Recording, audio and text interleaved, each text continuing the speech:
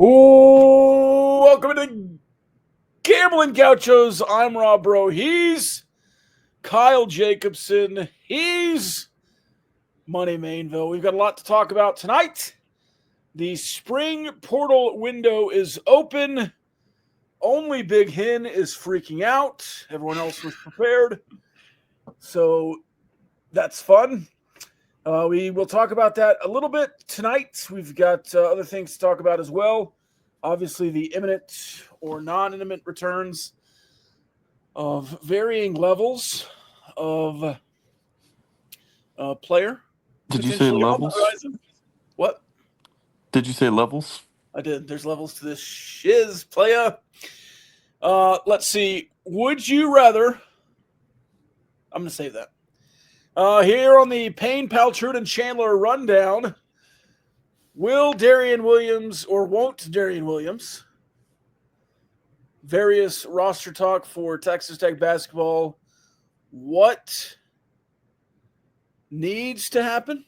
What might happen is a 6'10 transfer from the WAC going to join because his sister plays at Texas Tech and others.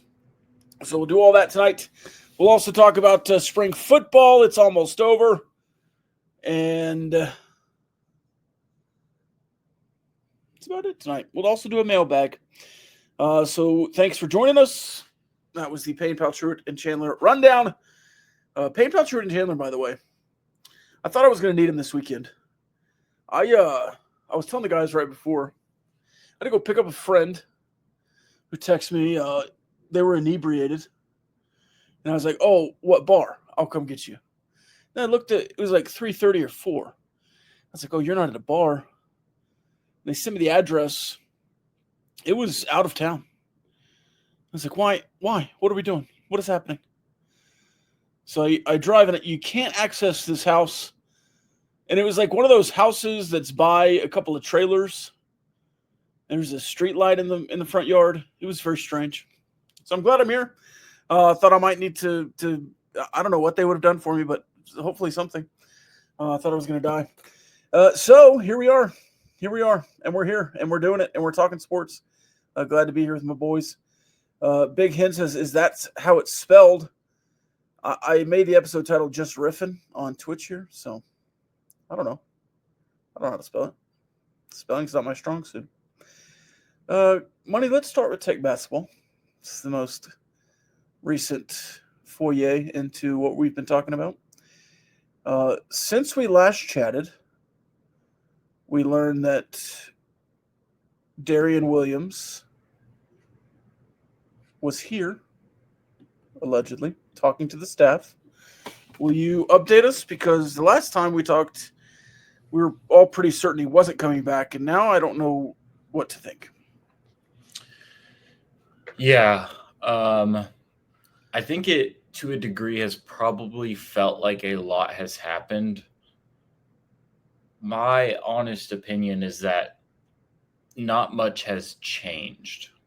And everything has just been on kind of a delayed timeline based on some travel conflicts, some vacations that might have been on the book that were taken.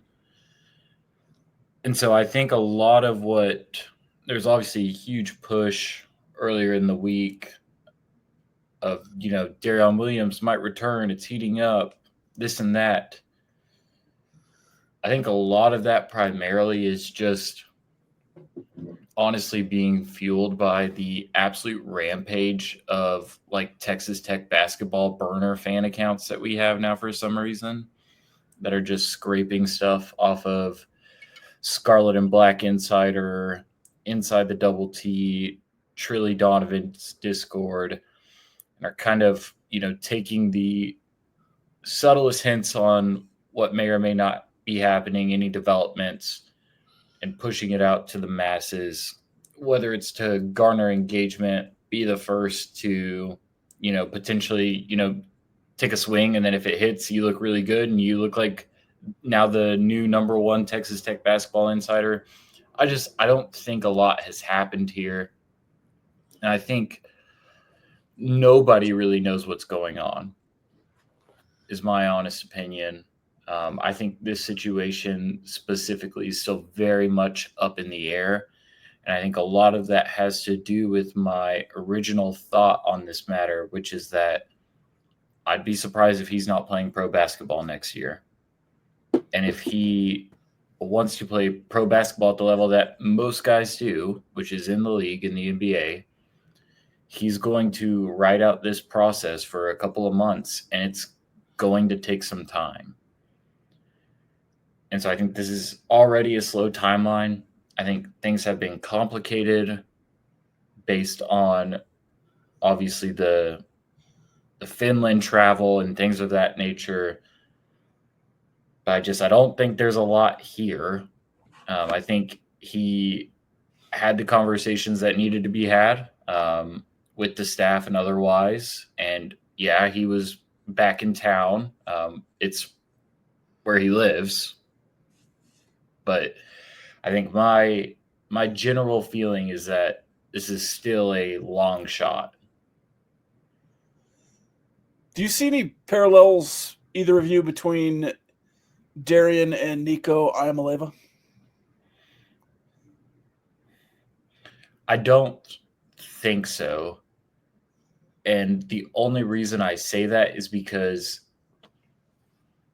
D5 could probably make more money at another school than he would at Texas Tech next year.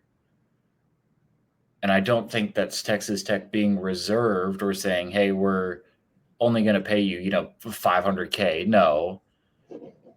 But I do think you shelled out $4 million on one player, 1 to 1.5 on Christian Anderson, maybe more, 1.5 to Lawan Watts. Like, you're already up in the 7 million range in terms of what your roster is costing. This is not a cheap roster, and you have a ways to go. You have some pretty critical holes that still need to be filled.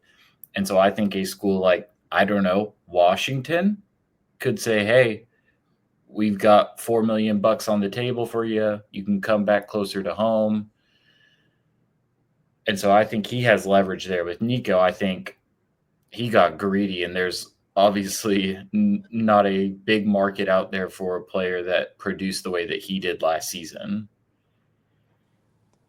Yeah, I have the same thought without knowing a ton, like, in depth about the portal market. But I think if, like, obviously with Nico Iamaleava, he's not like doing the NFL draft process for the next couple months. It's pretty obvious he hit the open market, and for the most part, people weren't interested. Had Darian Williams said nothing about the NBA and just said, I'm looking for a different college to play at next year, I think pretty much every school in the country would have lined up with varying cash offers. So I don't see a lot of similarities in that respect. I think based on just Twitter rumors, it seems like Nico's dad is kind of crazy and probably ruined a pretty good situation for his son with greed. And I think for whatever reason, like if Darion Williams doesn't want to play second fiddle to JT Toppin or wants to flirt with the NBA, whatever, that's more his motive for looking elsewhere. So I don't see a ton of similarities between the two situations. I don't either. The reason I asked it is I wonder if they, at least with Darian, that he wanted to go to the NBA, but he didn't leave enough of a bridge back to Texas Tech, or he just assumed the last couple of months he was leaving and didn't prepare his route back well enough. I don't know if that's exactly like Nico, but it seems like there has to be some repair in the relationship before they come back. And I don't really know anything. It just, based on some comments and press conferences and from both guys on both sides, it just seems like there was a little bit of tension this year between Williams Camp and McCasland. And I don't know. Maybe they need to shake out and come back. So I hope he comes back. I think we said in the Discord and otherwise, I would really like to see lineups with Watts, Williams, and Toppin, with Watts and Toppin, with Williams and Toppin. If Federico's back, with Toppin and Federico, with Watts and Federico, with Williams and Federico. I mean, there's just you're so much deeper. I don't know how the three of them fit together, but I think you could figure it out. Yeah, I mean, basketball-wise, getting him back is obviously a huge add. There's no other way to say it. I mean, he's been one of the most productive players to come through your program in recent history. Like, the only other high major player this year that had the amount of points, rebounds, assists, and steals that he had was Cooper Flagg. And by all accounts, Darion Williams regressed quite a bit this year from where he was last season. And he still posted those numbers. Basketball-wise, it makes a lot of sense. And it's a huge add. And with it, if you get him back, I think you're preseason number one or two. I think it's that simple. I think if there is truth to the clashing of heads, if you will, the stances on leadership and, what your locker room looks like heading into next year, I think that's where you can start to raise some questions and say, okay, if this is, there is some butting of heads and you just can't really find a way to make it work to where it's overall a productive thing for your program, do you feel comfortable going the other way? And I think with the addition of Watts, you've plugged a pretty massive part of that equation and saying, all right, we pushed to get him back. We did what we could. He wants to, go to the NBA or go play somewhere else. Okay, we found a guy who's productive, who has a high ceiling. We feel really good about. I think that's where you can kind of, dry off your hands and go the other way. But I don't expect any resolution on this anytime soon. I really don't. Money looking good, by the way. Appreciate it. I don't think that most guys really care about this stuff anymore, but I think I would if I was in college. If I'm Darion Williams, or if I'm like Graham McCasland trying to recruit Darion Williams to come back, Money, would you say it's fair that like if he comes back to Texas Tech next year and has a certain kind of season from a statistical production standpoint, from an awards and accolades standpoint, and from an NCAA tournament run standpoint, that he could theoretically leave Texas Tech 1 year from now, kind of widely acclaimed as the best player in program history? I think one of the best for sure. I think there's still a conversation to be had with Emmett.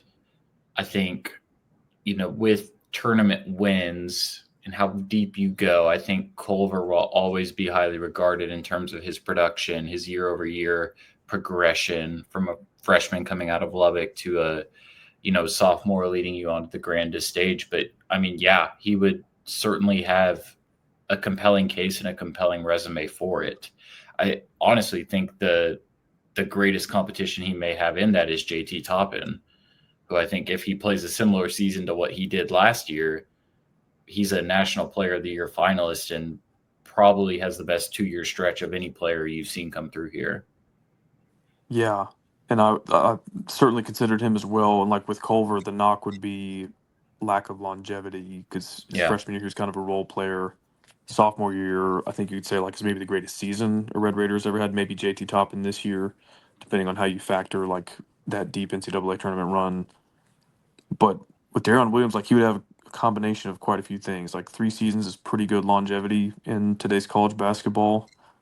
He would have like presumably if he's an All Big 12 type player next year, I think 3-time All Big 12 in some form or fashion. I think he was second team or newcomer of the year last year, something like that.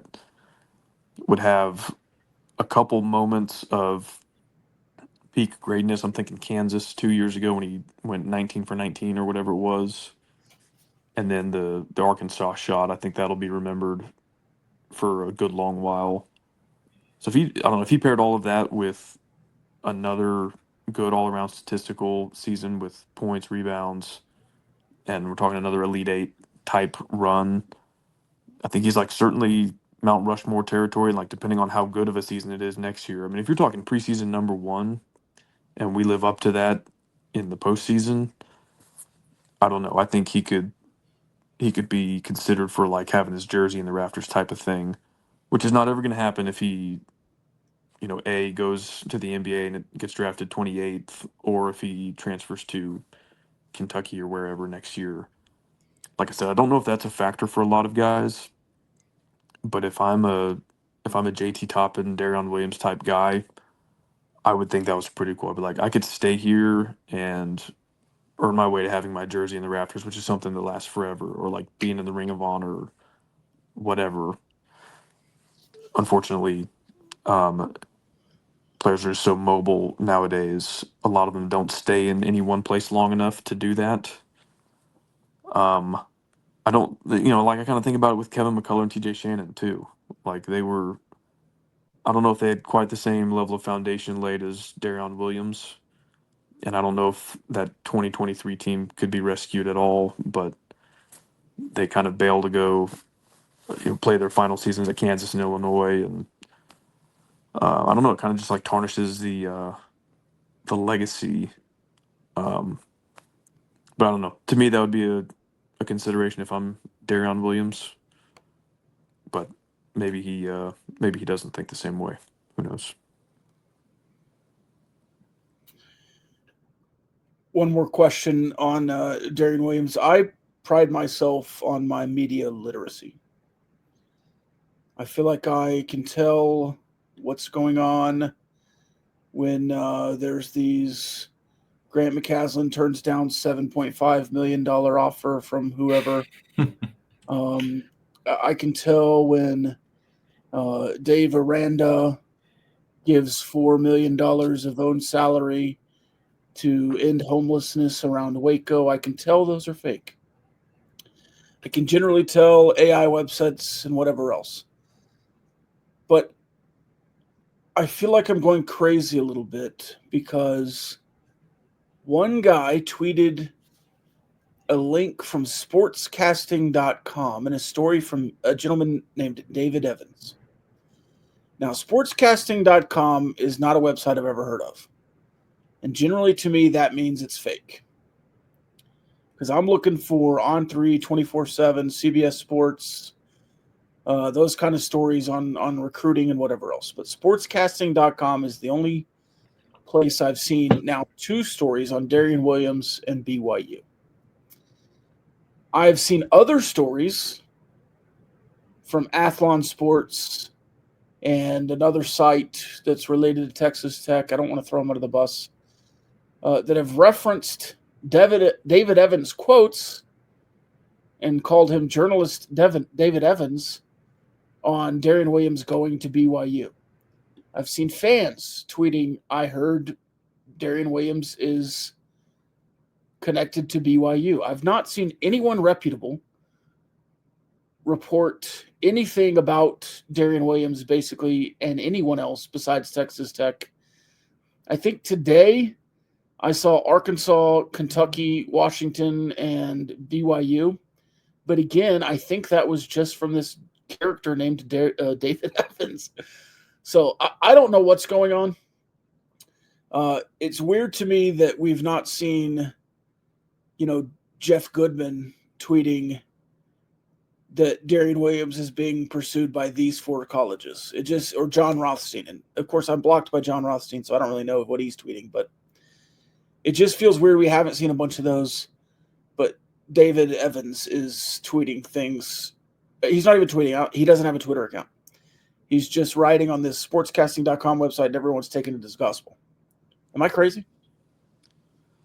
You're not crazy, and I have a lot of contempt for the fact that I see it's mostly screenshots or somehow it pops up on my Facebook algorithm. But yeah, that like Taj Brooks is transferring to Arkansas. He's pulling out of the NFL draft and transferring to Arkansas. And it has 700 likes 84 shares. It's like, who are you people who believe this? I and how could it not be so obvious to you that this is fake? But I guess there's a market for this kind of thing. That's why it exists. I will say, while we were talking through all of this, I did get an interesting text message, and because we're not behind the paywall, I'm just gonna say stay tuned. Are you saying wow? You just got a text message and wow? Yeah, eyeball emoji on this one for sure. Yeah. No, okay. You almost got me there. So do we have, because I was like searching Darian Williams, I was doing all my tricks, and I just can't find much from like Trilly or anyone else on who's pursuing Darian Williams. Yeah, you're not going crazy. I'm almost 100% sure this is an AI written article. Okay, so you're on sportscasting.com. Yeah, I saw this earlier in the week and dug around a bit because my initial thought was the same as you, is this is complete bogus. So I start looking up David Evans. That's the only picture I can find of him anywhere. The only byline I can find of his anywhere. And every college basketball story is from David Evans. Yeah. And I, again, like somehow with the emergence of all of the technology that's now at our disposal, I do feel like generally media literacy has gotten so much worse. And that's a puzzle I just can't seem to wrap my head around. Probably a conversation for another time. But like, if you look at the lead of this story, like it just says BYU is leading Arkansas and Kentucky in the chase for Texas Tech forward Darian Williams, who entered the NCAA transfer portal while also declaring for the 2025 NBA draft. According to who? Any journalist worth their salt, any clout-chasing Twitter burner at the very least, would say, according to sources there. Even if you don't have them, at least do the due diligence of at least saying that. Right. But it's just like, okay, I just thought of this. Like, yeah, this would make a lot of sense. And then in the actual body copy of the article, it's just talking about how BYU is paying a bunch of money to players. So this is a perfect fit. The Athlon article is actually even worse. It's not positioned at all. Like the headline is obviously generated to improve SEO value and get clicks.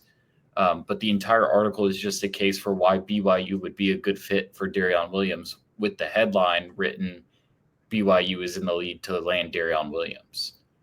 And it's all clickbait, manufactured nothingness that is just meant to pick on these people on Twitter who will not slow down and actually read the context of an article. But our attention spans are so fried now, and we're so reactive to news, especially as it pertains to sports, that if we see a headline that looks really eye-catching, it spreads like wildfire. Yeah, at least have the decency to lie to us and say that you have made up sources. Don't insult our intelligence with.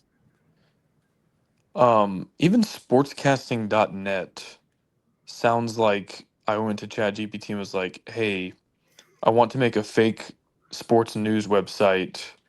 What should I call it?" And they're like, "How about sportscasting.net? Or if you don't like that, you can do sportsball.edu." It's like, what are we doing here? No website is called sportscasting.net. All right, I've done some more digging on David Evans. I reverse image searched. I found a Twitter account. It was created in June of 2023 and tweeted or retweeted the Sports Daily 10 times until November 7th of 2023 and has not been used again. So he was also writing on a website called the Sports Daily. So sounds legit. I don't know. And if he goes to BYU, credit to David Evans, but I've just not heard that reported anywhere else, and it frustrates me because people in my real life are asking if he's going to BYU, and I'm like, I don't know. Where did you see that? and they'll point me to this place, and that points me back to David Evans. No one else has said it. Yeah, and I think people I trust and respect are going to this sportscasting.com and not realizing, and it's like, am I wrong? I don't know. no, and I mean, there's a reason why that's not being corroborated by any of the on-3 24/7 rivals, anything of that nature. Again, I think his priority, De'Aaron Williams, is first and foremost on the NBA draft.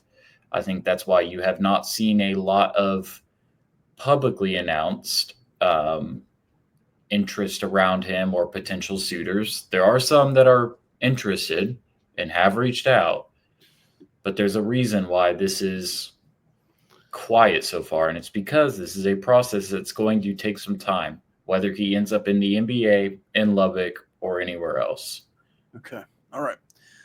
Tell us about your favorite WAC player and the kid from Villanova, if you can. Yeah, Keaton Bristow, a Tarleton State Texan, got some personal family ties with the Texans, so I keep up with the team a little bit. It's hard in the season of basketball where I'm knee deep in Texas Tech, but this is a guy who's intriguing. He's a low post player, a 4 and a 5. He's got some stretch ability, and he's very athletic.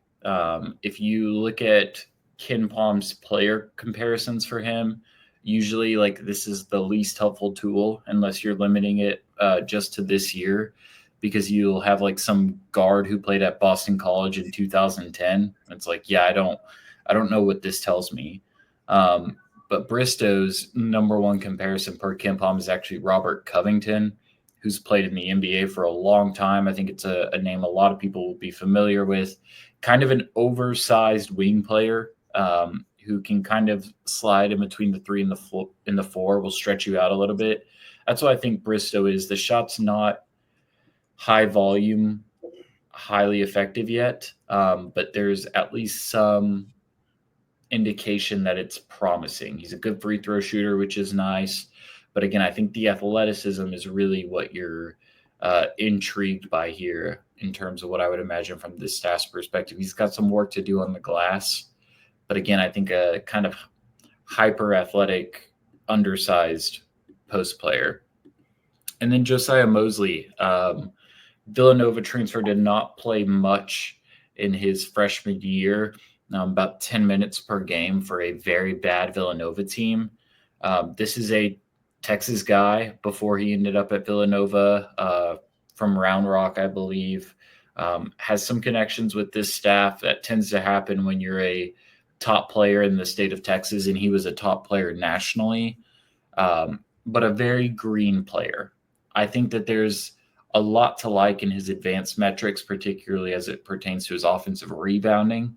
That was really strong and even limited minutes. His athleticism, he's shown that at FIBA events as well as on the high school circuit. That was a big drawing card for his highly acclaimed recruiting status. He can jump out of the gym, which I think you like a lot.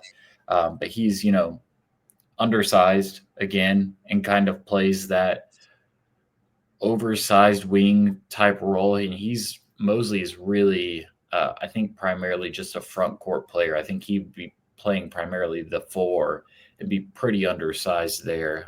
Similar to what De'Aaron Williams was doing last season, but a very different skill set. And so I think, to make this super digestible, I think he's a guy who you feel like has higher upside than Imeli Alaho, and a guy who I think could kind of fit that same role in the rotation as a bench piece who we can go to when we need to.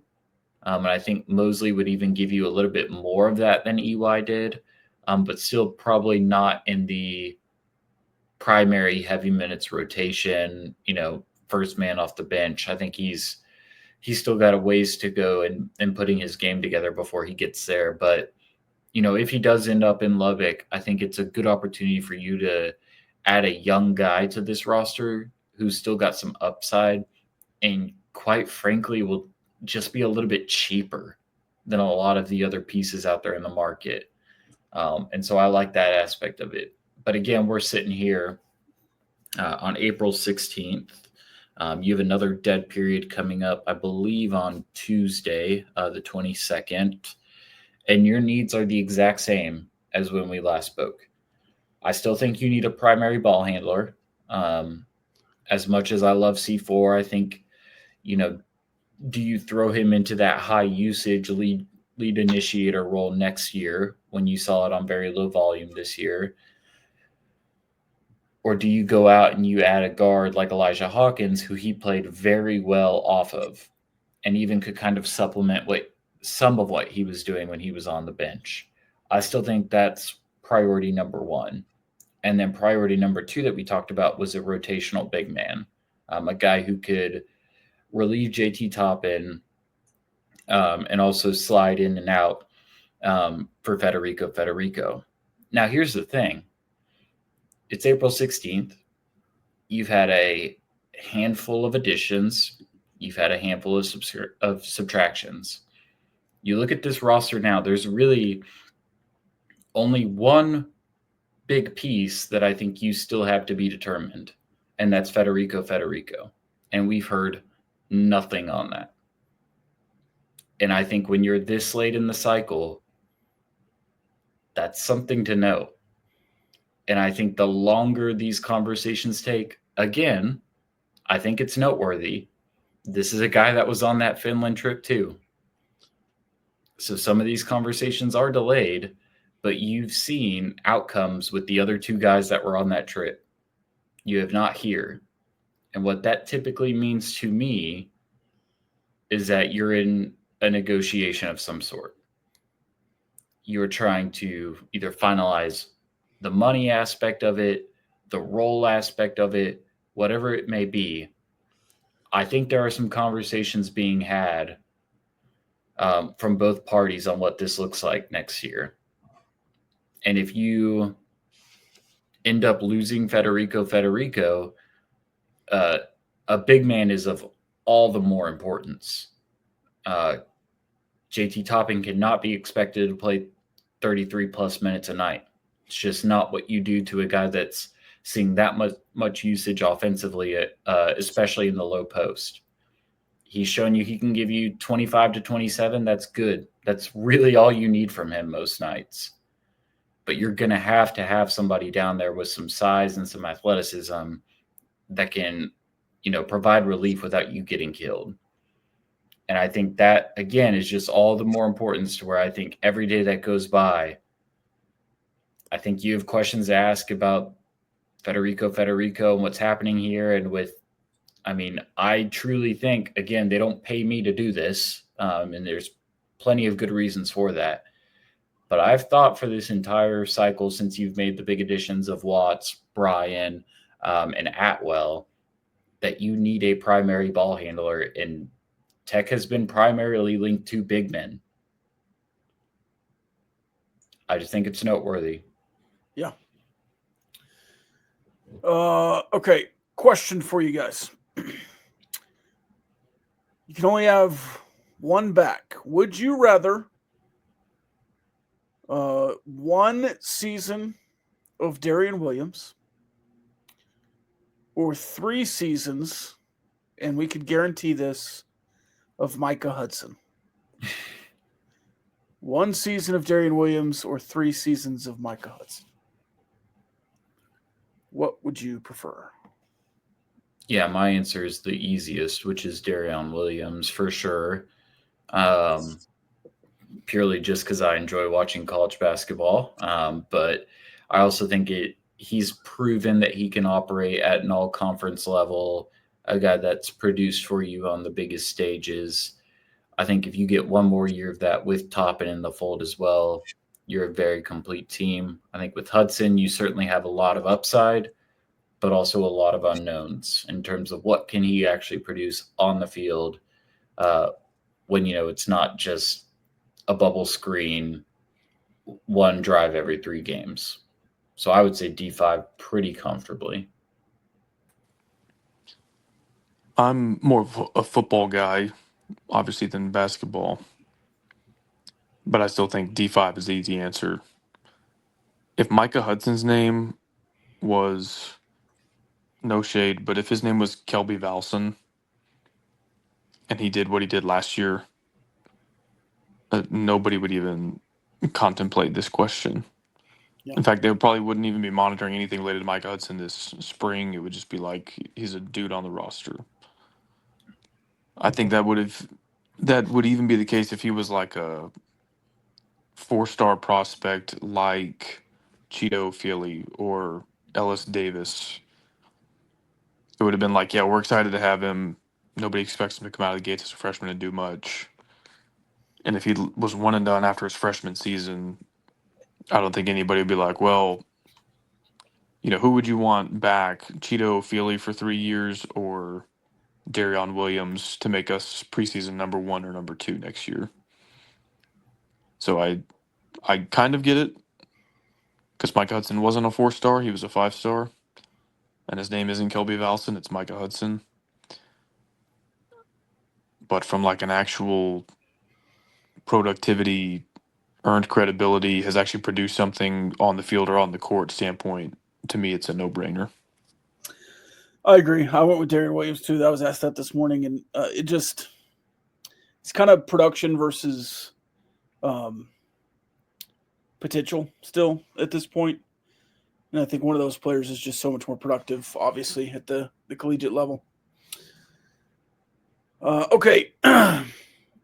Stats O'War, Kyle's favorite Twitter follow, tweeted out a couple of weeks ago that Texas Tech has added 12 blue chip prospects out of the portal. I don't remember if we talked about this last week, but the rest of the conference added 12 blue chip prospects out of the portal combined. So that's 5 schools adding 12 blue chip prospects. 15 schools. And 1 school adding 12 as well. And those are the 24/7 blue chip rankings. So 12 of 18 out of the portal.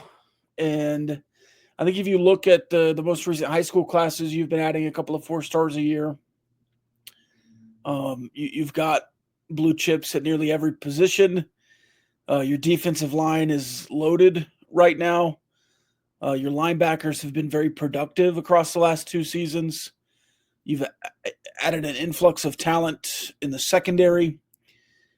I would argue that Texas Tech is the most talented team or amongst the most talented teams in the Big 12 next year. CBS Sports put out a list of 150 top college football players. Texas Tech had 5 of the top 150. Utah had 4. Nobody else had more than 3. I think 1 school had 3, and then several schools had 2. Baylor, TCU, Kansas State all had 2. I think maybe Iowa State maybe had 3. Arizona State had 2 with Sam Leavitt at number 8. He was the highest ranked player in the Big 12. Utah's tackle, one of them was 21st. He was the second highest rated player in the Big 12. David Bailey, the third highest at 40. So David Bailey is the best player according to CBS Sports. Do you want to guess the other 4 Red Raiders that were on this top 150 list? Yeah, let's do it. Caleb Douglas. Bang. Lee Hunter. No. Okay. See, I thought that was the biggest snub.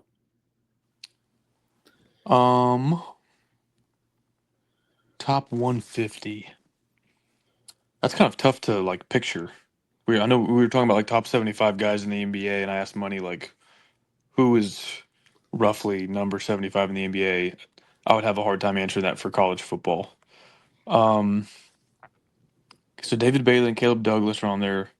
I don't know, man. Like, there's some guys I feel like I would guess, but I don't feel like they would make a national splash. Yeah, trust your gut on the defensive side. Well, I was going to guess Terrence Carter, the 6'2", 239 tight end out of ULA because he was the number 1 tight end in the portal. Bang. He's on there? Yep. Okay. Defense, Jacob Rodriguez. Jacob Rodriguez, bang. Okay. Joyner? Nope. Search your heart. You know it to be true, fellas. Barron? Baron Morton, baby. Okay. He's Interesting. like 143. There were, I wrote the article up on Double T Sports Network, but I think there were 23 quarterbacks on the list, and he was number 22. But Nico Iamaleava was 150 because he got in the portal. And so they kind of docked him a bunch. So he would have been 23 of 23 out of quarterbacks. He was the 7th Big 12 quarterback on the list. Guys like Sorsby, Levitt was top 10, as I said earlier. Avery Johnson was ahead of him. Sorsby out of Cincinnati, the Utah quarterback, is highly thought of. Sawyer. Sawyer Robertson, I think. I don't remember if he was on there or not. But he's 7th out of the Big 12 quarterbacks that were on there. So Sorsby and Avery Johnson, I don't fully agree with. I thought Sorsby was really good in the non-conference. I thought he struggled in Big 12 play. I thought he was really good against you when he came here. He threw to a bunch of open guys in his, which good. I mean, that's what you're supposed to do, but sometimes that skews it a little bit. But I thought that was interesting. I think, nationally you don't really always get that respect. And for a national service to say that Texas Tech is, a top 3 team in the Big 12 because they have the most top 150 talent in the Big 12, and to not have Lee Hunter on the list, I think you should have had 6 guys. And I was kind of surprised that like a Howard Sampson didn't sneak there in the back end just because of how highly he was thought of in the portal. So you only had 2 new transfers. You had a guy who's been here for several years. You had one recruit out of high school, that's Baron Morton, and then Caleb Douglas, who joined last year. So interesting. 6 of the top 60 transfers, 5 of the top 150 players, period. And this is just one guy's rankings, but I don't know that it's really. I mean, I think you could come up with a lot of stats, more than just anecdotal stats, to kind of paint a picture of Texas Tech being the most talented team in the conference. I'm trying to use different ways to quantify the roster talent, and we'll be publishing those findings throughout the offseason on Patreon. But yeah, I do think a lot of it is going to point to Texas Tech being, on paper at least, the most talented team in the conference. Maybe not by an insignificant margin, depending on how you look at it. I mean, one way to reframe that stat about blue chip portal guys is Big 12 teams on average added fewer than one blue chip guy in the portal. Like if there was 12 guys across 15 teams, let's say 3 of them got 2 apiece. That leaves 6 blue chip guys for the next 12 teams. So they're getting like half of a blue chip player. You have, depending on how you define position groups, like whether you call corners and safeties 2 position groups or DBs 1 position group, you have on average more than 1, maybe 2 at each position group. And so even if, just for example, some Big 12 rival got a blue chip edge rusher, well, you got Howard Sampson. Or they got a blue chip corner or whatever. You have Caleb Douglas. I know he wasn't in this portal class. They got a blue chip nickel or Sam linebacker, and you have a blue chip tight end. Like you should be able, you don't seem to have a position group that's an obvious weakness anymore. I was a little skeptical of edge rusher before David Bailey got here, and then now he's apparently the best player on your team according to NFL Draft Scouts, CBS Sports, transfer portal rankings. I think that just can't be overstated enough that you added maybe the best player on your entire team at your biggest position of need in the spring window. So that stat's a war stat of 15 guys on Tech's roster, or 12 guys on Tech's roster just from this last portal cycle, on top of your pretty dang good high school recruiting the last few years. And then the entire rest of the conference combined getting 12 guys of that same caliber is pretty striking. Yes. Mooney says, is that list counting Micah or no? No, it doesn't count Micah. Micah's not in there. Stupid question, but if and when Micah Hudson is back, is he considered a transfer blue chip or a homegrown blue chip? In the list, he would be a transfer. You're also in on the kid from Syracuse, Trevor. Here's what's kind of funny and dumb about these star rankings. It's like if Hudson never transfers away from Lubbock, he counts as a 5-star. But when he hit the portal the first time he went to A&M, he was like downgraded to 4-star. I guess because he didn't produce much as a freshman. And then who knows, like when you get back in the portal, do you just get your same ranking from earlier in the offseason, or could he even be considered like a 3-star now because they assume he's a headache and they're like, well, he's been unproductive in the spring, unproductive in the fall. So he could come back to you as a 4-star portal guy, and then it'll say you added a 13th blue chip player, which you didn't net that many because you lost him earlier in the offseason, and now you don't, in one sense, you don't have a 5-star on your roster, whereas had he just sat at a desk in Lubbock all spring instead of going to College Station for a little bit, he would still be counted as a 5-star. So that's where some of it kind of loses a little bit of meaning with me. It's like he's the exact same player, whether you call him a 5-star or a 4-star or a walk-on or whatever. But I think like at scale, macro level, when you're saying we added 12 blue chip guys and the rest of the conference added 12 blue chip guys, that's enough of a sample size for me to say, okay, that's significant. But I know that was like a joke question, but yeah, it would theoretically move your transfer portal class ranking. Like it would move the needle on that if you brought in a quote unquote 4-star transfer in Micah Hudson, even though you lost him as a 5-star high school prospect like 6 months ago or whatever. It's weird. Red and black game. They did not. Okay, they did this. I think a lot of schools lost the PR battle in the spring game this offseason.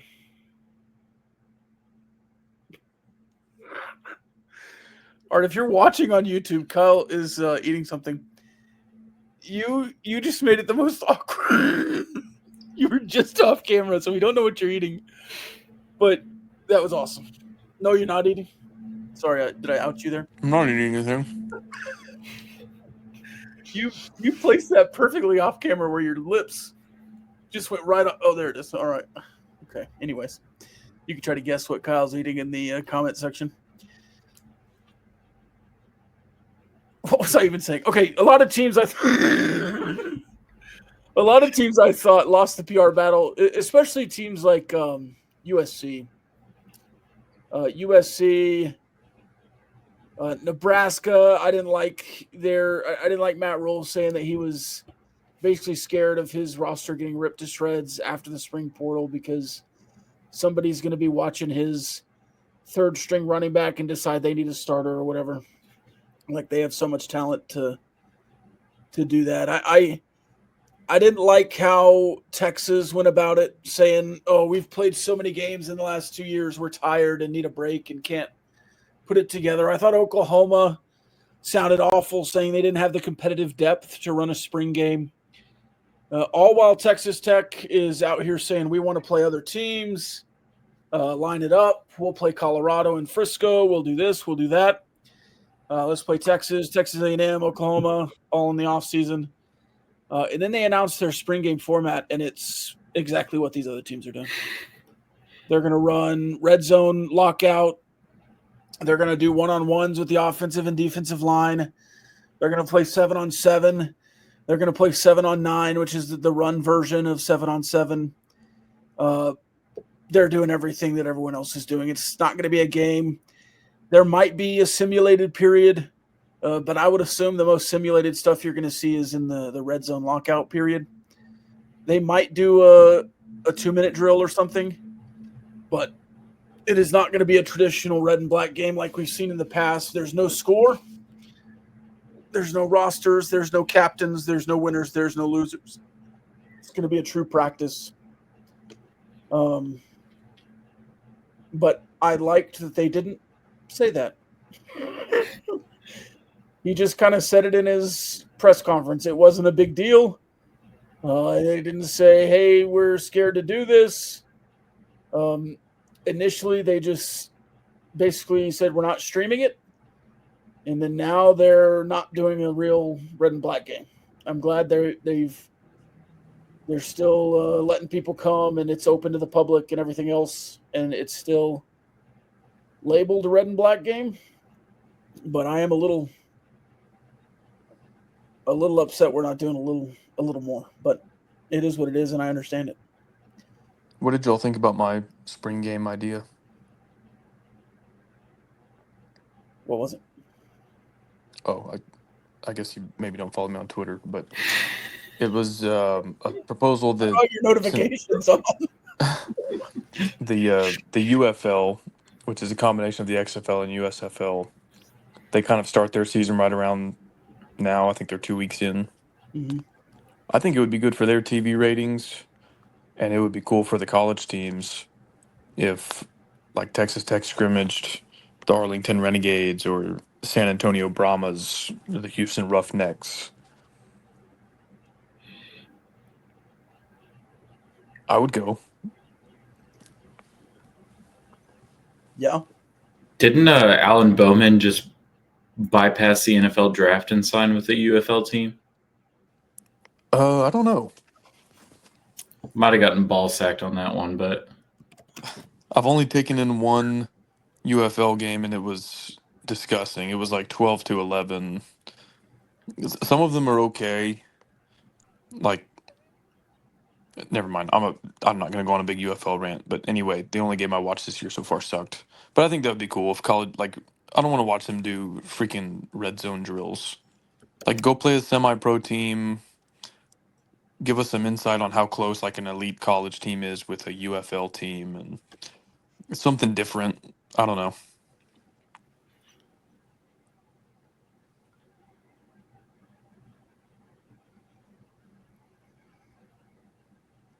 That's all I had on that, Rob. So I do see. Sorry, I was looking up. I do see that the Michigan Panthers signed Alan Bowman from what looks like a legitimate UFL insider. Is that Dave Evans? No, it's James Larson, PFN. But I don't know. He was yeah, I don't know. Let's see. He's not on the depth chart, so apparently Denny Etling was out for a couple of weeks, so they signed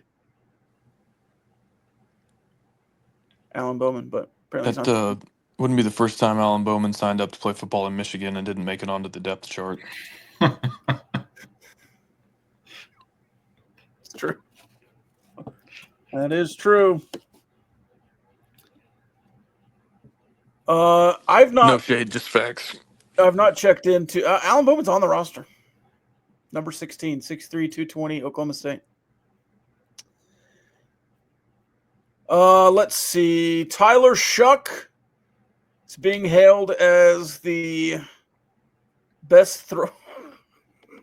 Why do you refuse to eat on camera, Kyle? This is for business. It bothers me when people do that. This is a business thing. I don't want to watch you eat your lunch on Zoom. Sorry, I keep drawing attention to it. Tyler Shough being hailed as the greatest thrower of the football in this class. What are we doing here? What is going on? I feel like every year, and I think I've done this same rant on Gauchos before, every year, NFL GMs can't help themselves. They just, like, make up some guy, some college quarterback. Like, I remember, what was it, 2013? Y'all ever heard of Ryan Nassib? Yes. He was the Syracuse quarterback, and No. it was a bad quarterback class. Like Geno Smith was, I think, considered one of the top quarterbacks in that class. And he turned out okay, but he was kind of a bust at first. But there was this period, like everyone just gets bored in the NFL offseason, and they just make up some guy who had a good pro day. They're like, oh, he's rising up draft boards. And so it was Ryan Nassib. They're like, he's going to go number 12 overall to the Giants. I was like, I've never even heard of this guy. He was Syracuse's quarterback. They sucked. He has no stats. And like he didn't get drafted that high. But I feel like like you have to be the contrarian. Like everybody knows Cam Ward is QB1. And so some Galaxy Brain GM trying to make a name for himself or some scout is like, no, actually, I think it's this Tyler Shough guy who went to 4 different schools over 7 years and like threw 4 pick sixes and went 8-4 at Louisville. Like all of a sudden he's rising up draft boards. And it's kind of funny because like we know who Tyler Shough is. And like I saw him struggle with Stephen F. Austin and Wyoming, and like he was pretty good in a very specific system when he could use his legs and like made a couple of good throws to open guys. But never once did I watch him and think like, wow, that was an NFL throw right there. Or like his arm talent is just undeniable. I just don't get it. And then that clip of him, the social media quarterback phenomenon of like, oh, this sophomore in high school, like, watch this throw, and like, he can throw it like Aaron Rodgers or whatever, like during a drill, not in an actual game. And these guys are trying to do all this arm slot stuff because of Mahomes now, and it's like he's trying to make this throw that it looks really cool if you can do it, and then if you can't do it, you look like you're me throwing to one of my buddies. It's just like, how on earth can you watch this guy and be like, yeah, he's the number 1 quarterback in this draft class, and like I'm gonna stake my entire career and the franchise's next 5 years on this. Like, he might be an okay NFL backup quarterback. Like he doesn't have a terrible arm. He's probably got like he definitely has the measurables. He's old. He's probably smart. Like my theory on Tyler Shough is that he must just look amazing doing drills in shorts. He has And so like you go to a rivals camp when you're a sophomore in high school, and they're like, oh wow, this guy crushed it in 7-on-7, and then we did these footwork drills and he threw a spiral. It's like, wow, he's a 4-star. Let's send him to Oregon. And then like it's off season at Oregon, and oh, I win the starting job. Same deal at Texas Tech. And then like the pads go on and you're like, yeah, he's a like decent college quarterback. He's kind of a jag. And I guess he made like a couple good throws against Notre Dame, and that makes you a first rounder now. It's just insane to me. Like Patrick Mahomes was met in a way with more skepticism in the NFL draft than Tyler Shough was. There were people that were really high on Patrick Mahomes. I remember him being mocked number 4 to the Bears that year. People saying like, hey, he's got a Brett Favre arm, all this stuff. But it was 50-50. You had that crowd, and then you had another crowd that was like, he doesn't just have bad footwork, he has no footwork. He's an air raid guy. None of this is going to translate to the NFL. He plays outside the system too much. With Tyler Shough, I like haven't even seen the skeptical, like, okay, like, yeah, he looks good in shorts, but here's all this other list of reasons why he should absolutely not be a first-round draft pick. It's just like this groupthink love fest that everyone is falling in love with the guy at the same time. And it happens every year with some random quarterback. It seemingly never works out. And so I just feel like I'm taking crazy pills that this guy who, like, pretty clearly shouldn't have won the job over, like, redshirt sophomore Baron Morton is now being lauded as, like, yeah, okay, Cam Ward's still going to go number 1, but, like, Tyler Shough is creeping into the QB2 conversation. Like, one, I don't think that's true. I hope it's not true. I hope that's, like, a smokescreen. But if it is true, like, get ready to find another profession, because you're not going to be in an NFL front office ever again after this pans out. The Giants are picking 3rd. They invited him for a private workout. If he goes higher than Patrick Mahomes, first of all, it's insane. All right, you're the Saints. You're on the clock. It's the 9th pick. You need a quarterback. Jackson Dart, Tyler Shough, and Shador Sanders are on the board. Who's your pick? Like an edge or wide receiver or corner. It's not any one of those guys. Tedero and McMillan. I don't know. Like, I'm serious. I'm not even like trying to be funny. Yeah. Tyler Shough, if he gets drafted by the Saints, he's better than Derek Carr. No. Like Derek Carr is to me, Derek Carr is like the median NFL quarterback. Like he is not good enough to lead a team to anything significant, but you could also do worse than Derek Carr, and like Derek Carr would be an upgrade over, I don't know, 12 guys. You don't draft Tyler Shough if Derek Carr is your starting quarterback. No, like you do draft. Look, okay, here's it. Since we brought up Mahomes, to me, Derek Carr is like Alex Smith. Do you get some like insanely talented guy who needs a year or two to sit behind Carr for a little while? Sure, but there's no high ceiling upside to Tyler Shough. Like he is a Derek Carr style quarterback in a lot of ways, without the experience, without any proven production at that level. I mean, it would be so insane to me if he went anywhere in the top 20.